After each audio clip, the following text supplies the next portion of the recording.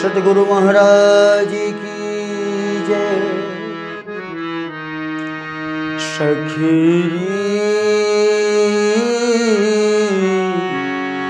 सखीरी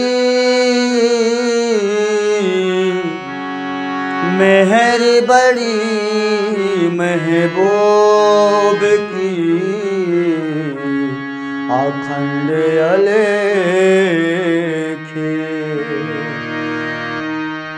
सखीरी मेहर बड़ी महबूब की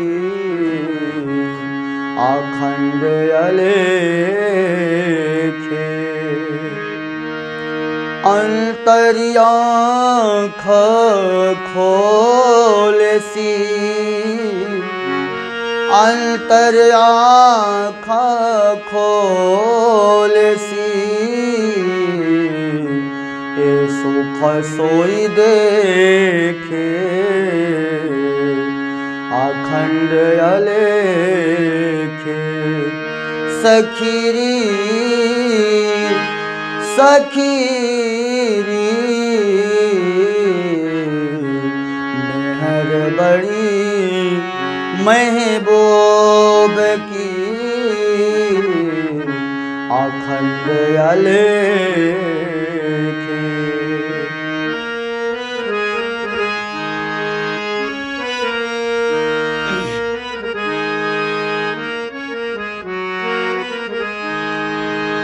नाथ भरोसा हमको के भव जल उतरे पार। नाथ भरोसा हमको के भव जल उतरे पार। इन जुबा के ती कहूँ इनो मेहरी को नहीं सुमार।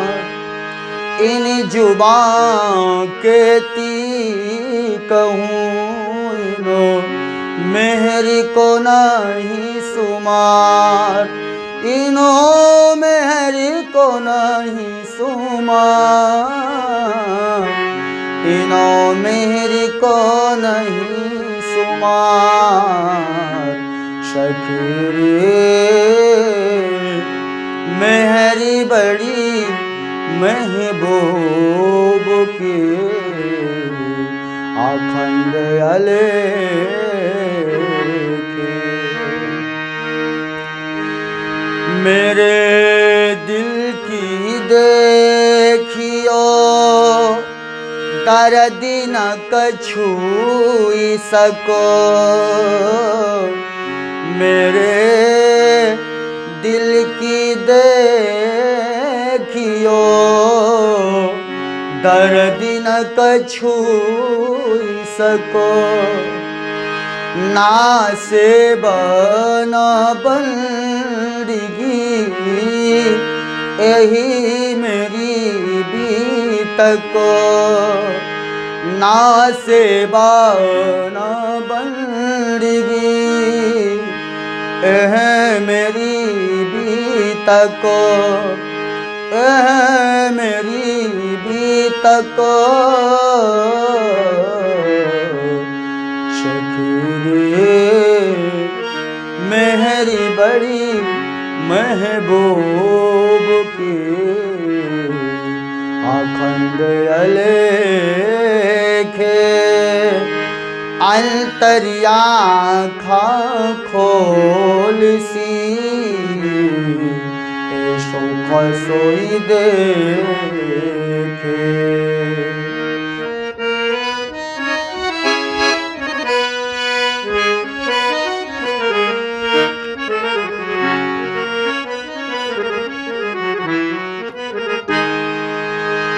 मेहर हमको ऐसा किया करी बतन रोशनो। मेहर हमको ऐसा किया करी बतन रोशनो, मुक्ति दे सचराचर हम तारे 14 भवन, मुक्ति दे सचराचर हम तारे 14 भवन, हम तारे 14 भवन। सखी मेहर बड़ी महबूब की अखंडिया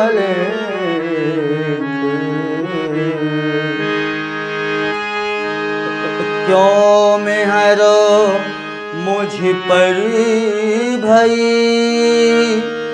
एथी दिल में सको, क्यों मेहर मुझी पर भई, एथी दिल में सको। मैं जानी मौज महबूब की वह देती आपी माफ़ को, मैं जानी मौज महबूब की वह देती आप माफ़ को, वह देती आप माफ़ को। सखी मेरी बड़ी महबूब की अखंडिया लेखे, मेहर बड़ी महबूब की।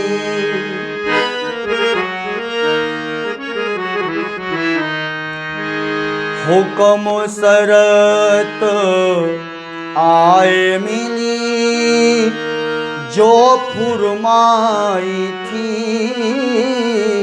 फुरमान, हुक्म शरत आए मिली जो फुरमाई थी फुरमान, महामत साथ को ले चले कर लीला निदान, महामत साथ को ले चले कर लीला निदान, महामत साथ को ले चले कर लीला निदान।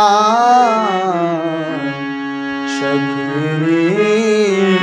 मेरी बड़ी महबूब की अखंड अलेखे, अंतर आँखा खोल सी सुख सोई देखे, अंतर आँखा खोल सी सुख सोई देखे,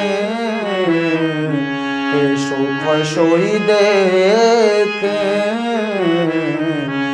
सुख सोई देखे।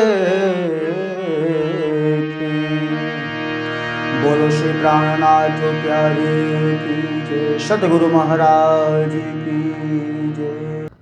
रे हो बहुत दिन बिगुतिया में कर कर ज्ञान गुमाना, चुप कर चतुराई लिए जात है, तू न कर निंदा न बखान, तू न कर निंदा न बखान। बोलो कृष्ण कन्हैया लाल की, श्री निजानंद स्वामी की, श्री प्राणनाथ प्यारे की, महारानी बाईजुराज की, महाराजा छत्रसाल की, गुरुजी मंगलदास महाराज की, परमहंस बाबा दयाराम साहेब की, परमहंस राम रतन दास महाराज की, श्री कृष्ण प्रणामी धर्म की, तीनों पुरी श्री धाम की, सर्व सुंदर साथ की। रे हो तू कर तेरी, होता बेरी प्रणाम प्रणाम। उपस्थित धर्मप्राण शिरोमणि सुंदर साथ जी, माताएं, बहनें, भाइयों, नित्य चर्चा नित्य चर्या हमने जीवन में नित्य नियम बना लिया। कोई व्यक्ति भी नियम से चलता है ना, तो उतने समय में बहुत कुछ काम कर सकता है। और जीवन अनियमित हो जाए तो फिर काम कम होता है, हम लोगों से कमाई भी कम होती है। तो देखिए, हर चीज़ में चर्चा का भी आप देखिए, हम लोग सुनते हैं, नियम से सुनते हैं। इसलिए मुझे कुछ माताओं ने कहा कि जिस दिन नहीं सुना उस दिन एकदम लगता है आज कुछ छूट गया, आज कुछ हुआ ही नहीं, ऐसा अनुभव होता है। तो ये क्या है? नित्यचर्या, नित्य चर्चा और नित्य के एक एक शब्द को जीवन में उतारना है। वाणी में तो बहुत सारे शब्द है ना, एक चौपाई में कितने शब्द होते हैं, एक जो चौपाई के 4 चरण है, एक चरण में कितने सारे शब्द होते हैं ना। शब्द शब्द में बल है, शब्द शब्द में शक्ति है, शब्द शब्द में शौर्य है और शब्द शब्द में महत्व है। तो वाणी के शब्द शब्द का ख्याल करना चर्चा के माध्यम से। देखिए, समय के क्षण क्षण का हम ख्याल करते हैं ना, तो समय कैसे बीता जा रहा है हमें अनुभव होता है। ख्याल नहीं करने से तो नहीं होता है, पर ख्याल करने से। ऐसे ही अन्न के कण कण को हम ख्याल रखें। खाते समय बहुत ध्यान से खाना होता है, क्योंकि कुछ लोग खाते हैं ना, आधा खाते हैं आधा छोड़ देते हैं। होटल में खाते हैं, शादी ब्याह में खाते हैं, तो लोग खाएंगे आधा आधा छोड़ देंगे। और भारत में आप देखिए 38% तो गरीबी की रेखा के नीचे जी रहे हैं। उनको क्या खाना क्या पीना कुछ व्यवस्था नहीं है। अब तो सरकार ने राशन देना शुरू किया है, तो जिनके पास राशन है वो तो फ्री में, मुफ्त में राशन तो पा ही रहे हैं। तो आप देखिए कि कण कण का जो सदुपयोग करता है, अन्न के कण कण का, तो उससे बहुत कुछ उसके जीवन में वो प्राप्ति कर सकता है, कमा सकता है। इसलिए बहुत सारे जहाँ लंगर चलते हैं ना, भंडारे चलते हैं, वहाँ पर एक वाक्य लिखा रहता है ना, उतना ही लो थाली में, व्यर्थ न जाए नाली में। कितनी अच्छी बात है ना, लोगों को ये बात चुभ जाए, भंडारा खाने वालों को, भंडारा ग्रहण करने वालों को ये बात चुभ जाए, तो एक सित भी नहीं गिराएंगे, परमात्मा का प्रसाद समझ करके चाट चाट कर उसको खा जाएंगे। तो अन्न अन्नम ब्रह्म इति उपहास है, ऐसा भी कहा है। अन्न ही ब्रह्म है कलियुग में। तो अन्न रूपी ब्रह्म की उपासना करो का मतलब है भोग लगा करके खाना। कोई भी चीज़ है ऐसे ही न खाना शुरू करना, एक बार राज्य को याद करके 1 सेकंड में भी राज्य का स्मरण हो जाता है। बहुत समय नहीं लगता कि कई लोग भोग रखते हैं तो 5-10 मिनट तक सिर झुका करके बैठे रहते हैं ना, निज नाम बोलते रहेंगे या भोग बोलते रहेंगे। ऐसे भी कोई ज़रूरी नहीं है। राज्य को तो ग्रहण करना ही नहीं है, राज्य को तो देखना है कि अन्न का सदुपयोग कर रहा है कि नहीं, जीवन का सदुपयोग कर रहा है कि नहीं। जल का सदुपयोग देखिए, एक एक बूंद जल के लिए कई देश के लोग तरसते हैं ना, जिनके पास मीठा पानी नहीं है। तो हम लोग जल ऐसे ही गंवा दें।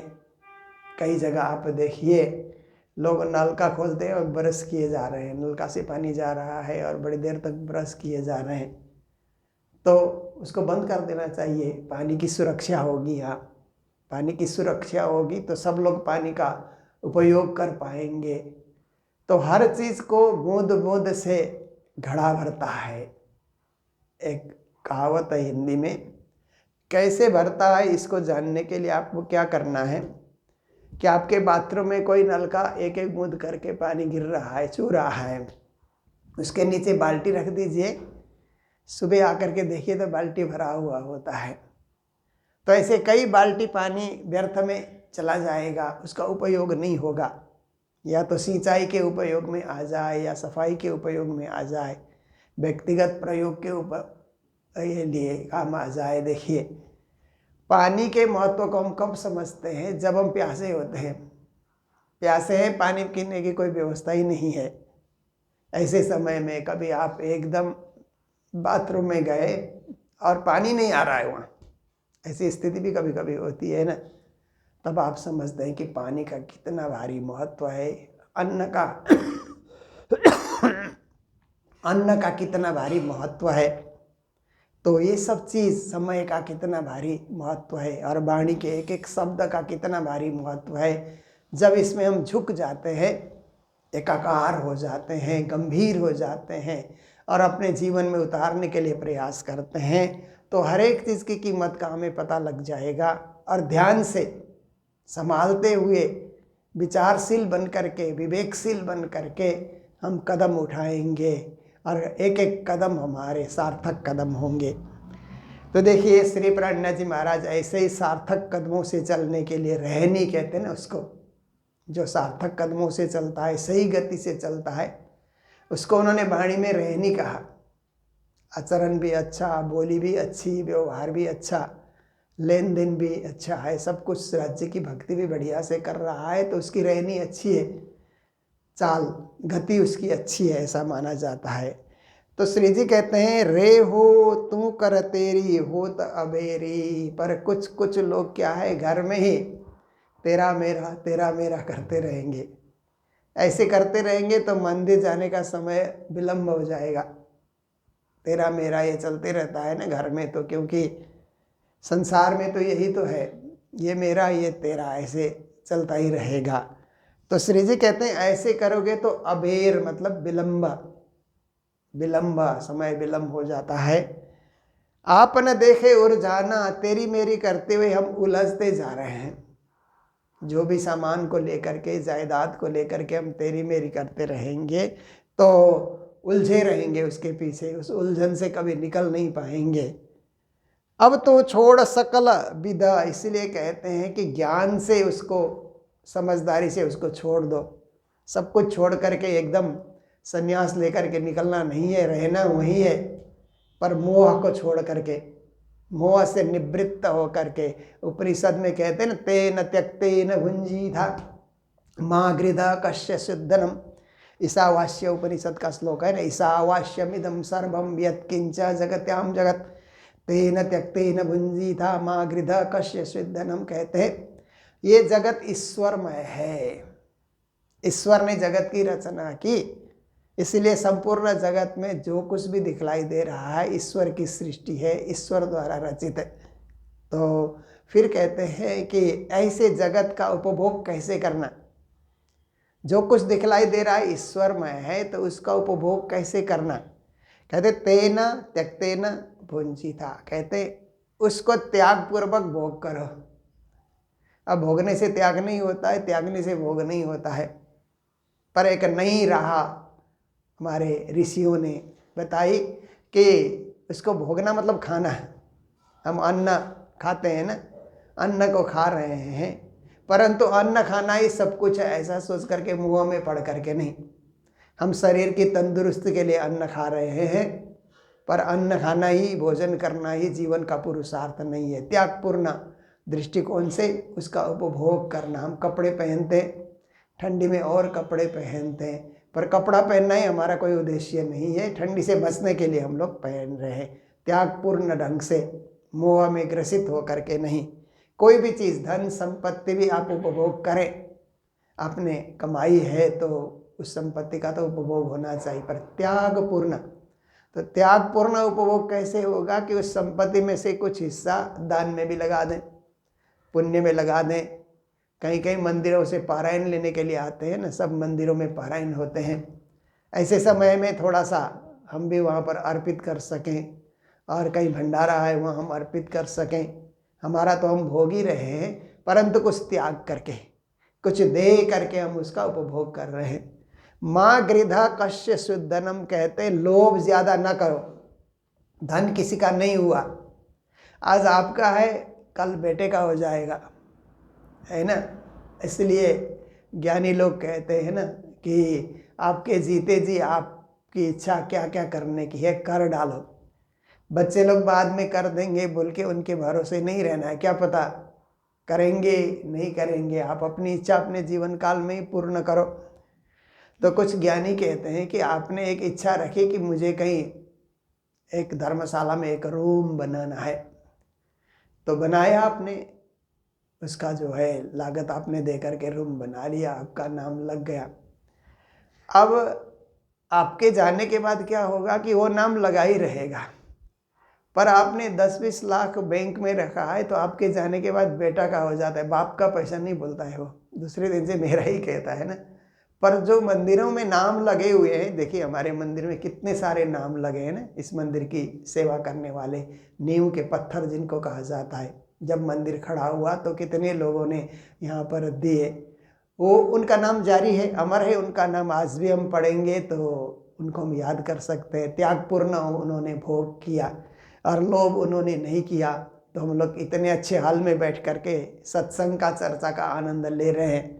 वे लोग न करते तो हम ये आनंद न ले पाते। इसलिए किसी भी चीज़ में ज़्यादा लोभ नहीं करना चाहिए, क्योंकि धन किसी का नहीं होता, धरती भी किसी की नहीं होती।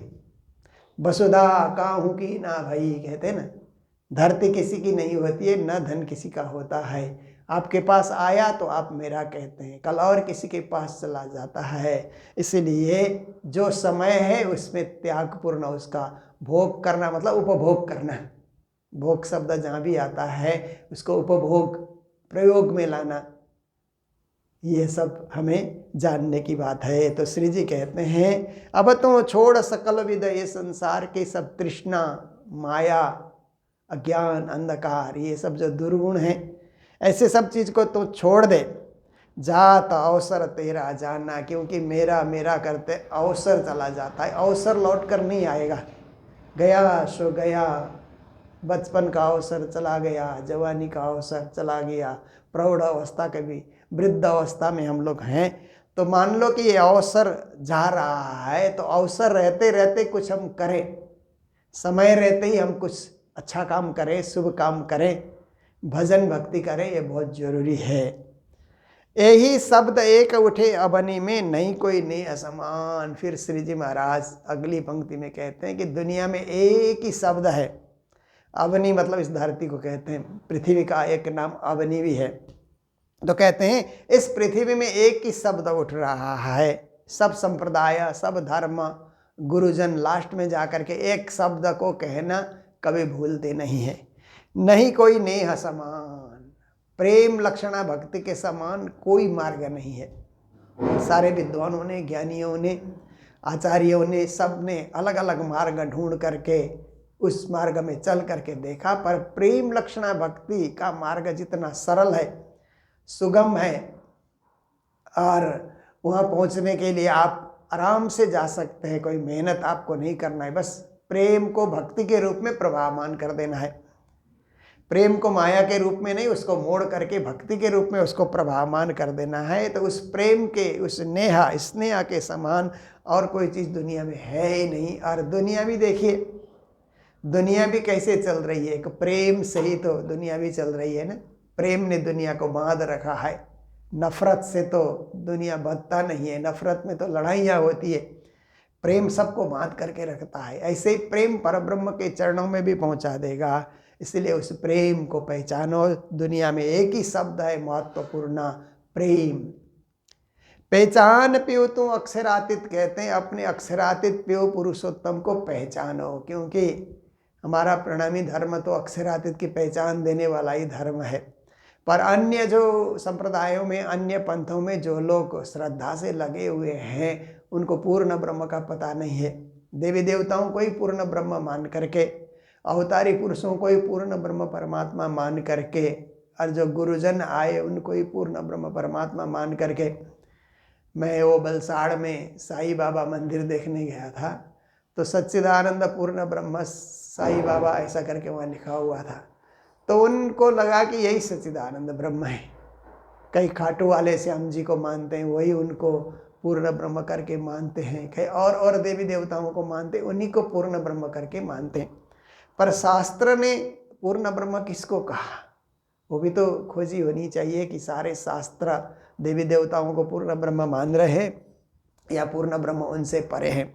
ये भी एक खोजी का विषय है, चिंतन का विषय है। तो कहते हैं अक्षरातीत प्यू पुरुषोत्तम को पहचानो, ताई संग रहो लपटाना, फिर उनके साथ लिपटे रहो। कैसे लिपटना? भक्ति में, भक्ति भाव में लिपटे रहना। सुबह उठ करके प्रभाती गाना, फिर प्रभाती गा करके संतुष्टि नहीं, सेवा पूजा गाना, सेवा पूजा करने के बाद फिर प्रार्थनाएं गाना, वाणी गाना, उनसे लिपटे रहना, राज्य का प्रसाद पाना, राज्यमय हो जाना, उनका चंदन लगाना। भक्ति में लिपटने का कार्य यही है। तो श्री जी महाराज कहते हैं ऐसे ही परब्रह्म परमात्मा के साथ आप लिपटे रहो। निशा आवेशा हुआ अंग में, फिर कहते हैं आपके अंग अंग में आवेश का उदय हो जाएगा। जब भक्ति में आप लिपट जाएंगे ना, तो धामधनी का आवेश जोश आपके अंतर्गत आने लगेगा और आप भी उस आवेश और जोश के साथ काम करने लगेंगे। जो जिसका हो जाता है उसकी शक्ति उसमें आती है। देखिए, ये सिपाही लोग सरकार के हो गए तो सरकार की शक्ति आ गई ना। एजेंट लोग कंपनी के हो जाते हैं तो कंपनी की शक्ति उनमें आती है। बैंक के कर्मचारी बैंक के हो जाते हैं तो बैंक की शक्ति उनमें आती है जो जहाँ है। और आर्मी में आप देखिए, जो जवान लड़ते हैं उनमें भी सरकार की शक्ति आ जाती है। फिर वो कुछ भी करके शत्रुओं का वध कर सकते हैं, गोली चला सकते हैं, जो जिसका बन जाता है। हम राज्य के बने तो राज्य की शक्ति आएगी। एक बार श्री राज्य के बन जाएं तो उनकी शक्ति हमारे में आएगी। ऐनिस आवेश घोड़ा अंग, फिर या दिलड़ा हुआ दीवाना, फिर हमारा दिल दीवाना हो जाएगा और फिर हम संसार में विचरण करेंगे। तो वे दीवाने मतलब प्रेम दीवाने, पागल दीवाने नहीं। दुनिया में सड़कों पे तो पागल दीवाने तो बहुत घूमते हैं। हम प्रेम दीवाने, परमात्मा के प्रेम के दीवाने होकर के हम लोग घूमते रहेंगे और उसी का प्रचार प्रसार करते रहेंगे। महामता प्रेमे खेले पियासो, महामती कहते हैं कि प्रेम से अपने पिया के साथ खेलो, पिया के साथ एकाकार हो जाओ। ए मद है मस्ताना, ये प्रेम का मद आपको मस्ती देने वाला होता है। अलमस्त आप हो जाते हैं जब भक्ति का प्रेम का मद आ जाता है। आपने देखा, इतिहास खोल करके देखिए तो मीरा में वो भक्ति की मस्ती आ गई, सूरदास में, तुलसीदास में, गुरु नानक में, कबीर में भक्ति की मस्ती आ गई।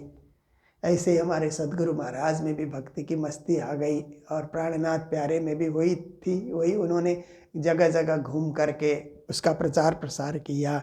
इसीलिए हमें संसार के मद की ओर आकर्षित नहीं होना है। भक्ति रूपी मद को हमें जीवन में धारण करना है और हमारे जीवन में मस्ती आ जाए, आनंद आ जाए। आयो आनंद अखंड घर को श्री अक्षरातीत भरतार, निज नाम जपते ही लास्ट चौपाई है ना, इसमें सब कुछ बता दिया कि परम धाम का आनंद आएगा और उनके अक्षरातीत मेरे स्वामी हैं, मेरे मालिक हैं, सर्वस्व हैं, ऐसे हमें पूर्ण विश्वास हो जाता है। तो ये प्रकरण यहीं आकर के पूरा होता है। 6 चौपाई का छोटा सा प्रकरण था। श्री प्राणनाथ जी महाराज मस्कत गए हुए थे और मस्कत में उन्होंने ये 3 प्रकरण की रचना की। रे हो दुनिया बावरी, रे मन भूलना महामत, रे हो दुनिया को तू कहा पुकारे, ये 3 प्रकरण हैं। तीनों प्रकरण उन्होंने मस्कत वासियों को, वहाँ के व्यापारियों को सही दिशा में चलने के लिए, केवल कमाई धंधा ही सब कुछ नहीं है, आत्मा जागृति भी सबसे बड़ी बात है, ये उन्होंने सुनाने के लिए प्रकरणों की रचना की थी। तो हम लोग भी उसी का आस्वादन कर रहे हैं कीर्तन के माध्यम से। एक प्रकरण और बचा है, कल से हम उसको उठाएंगे और कभी 2 चौपाई कभी 3 चौपाई के हिसाब से हम लोग व्याख्या सुन रहे हैं और प्राणनाथ जी से जुड़ाव बनाए रखने के लिए नित्य प्रति हम लोग प्रयास कर रहे हैं। यहीं आकर के हमारा आज का समय भी पूर्ण होता है और आप सबको पुनः प्रणाम करते हुए और हमारे ऑनलाइन श्रोता सभी को भी पुनः प्रणाम करते हुए प्रसंग को यही विराम दे रहे हैं। बोलो सतगुरु महाराज की, श्री प्राणनाथ प्यारे की, सर्व सुंदर साथ की। ऐ निशा आवेशा हुअड़ा अंग में, फिर या दिलड़ा हुआ दीवाना। महामत प्रेमे खेले पियासों, ए मद है मस्ताना, ए मद है मस्ताना। बोलो श्री प्राणनाथ प्यारे की, श्री सद्गुरु महाराज की, श्री धाम के धनी की प्रणाम।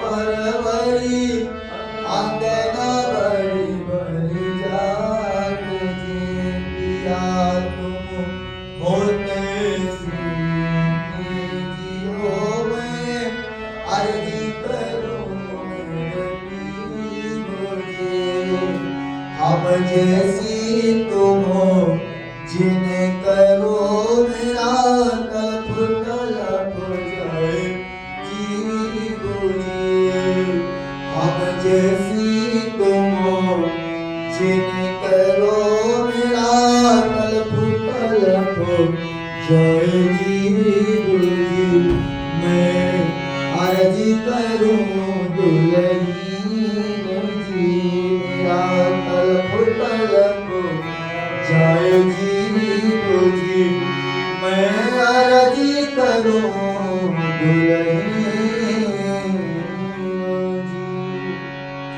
बोलो श्री प्राणनाथ प्यारे सतगुरु महाराज की जय। श्री कृष्ण कन्हैया लाल की